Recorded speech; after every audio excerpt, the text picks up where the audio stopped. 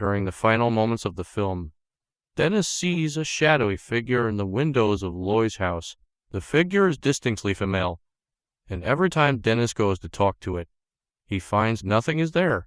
This same shadowy female figure is also seen in the Paranormal Activity 3 teaser trailer. So, is it the demon? A different spirit, perhaps Loy's mother? Or does Lois herself have supernatural powers? My guess is that Lois and her coven are something else besides human after their supernatural dealings. I mean, they are witches after all. There is also the fact that the deals with demons were made for wealth and or power. Lois seems to be doing all right for herself on the wealth side, and even lectures Julie at one point about the need for financial security. So the assumption is that power was also part of the bargain. As for what powers these witches have besides mind-wiping and conjuring demons is again something that other installments of the franchise will need to explain. This is the big question hanging over this franchise. Why the demon want only a male here, or more specifically his soul? Is it to possess him or sacrifice him? Well, demon mythology is a long and convoluted thing, but the bottom line in terms of these Paranormal Activity films is, we don't know yet. What we do know is that there was a contract struck between some witches and a demon, and that demon has been waiting a long time to collect on the deal. Now that it has Hunter, we're not sure what it plans to do with him, but we know that it can't be good.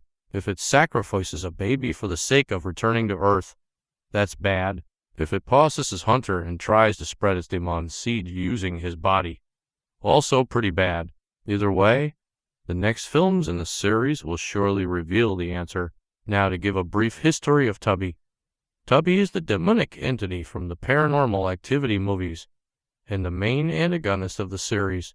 This is not the creature's real name. It is the name Christy Featherston, later Christy Ray, gave to the demon in Paranormal Activity 3. Tubby's true name has not been disclosed as of Paranormal Activity 3. The footage documented in the movies have so far implicated Tubby in the deaths of an orderly Dennis, Miko Sloot, Daniel Ray, and Christy Ray, as well as the kidnapping of Hunter Ray, and the disappearance of he and Katie Featherston. Tubby's age and even gender are unknown, though in Paranormal Activity 3 Christy refers to it as he. His age is suggested when Christy states Tubby is old like grandma.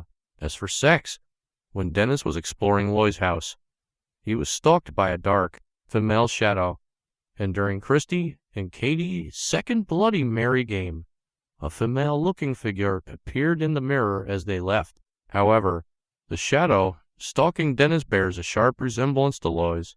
As for the female figure that appeared to Christy and Katie, that has more to do with the Bloody Mary game itself. The entire purpose of the game is to summon the ghost of Queen Mary I, who was known as Bloody Mary because of the many heretics she executed in the 1500s. Tubby appeared to one or more witches sometime in the 1930s and arranged a deal. Tubby would grant wealth and supernatural power to any who asked for it in exchange for the life or soul of the next male to be born into that family line.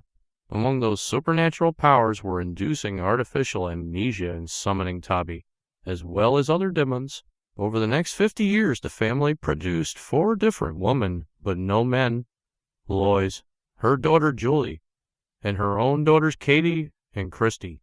Tubby spent this time silently haunting the family as he waited for his payment.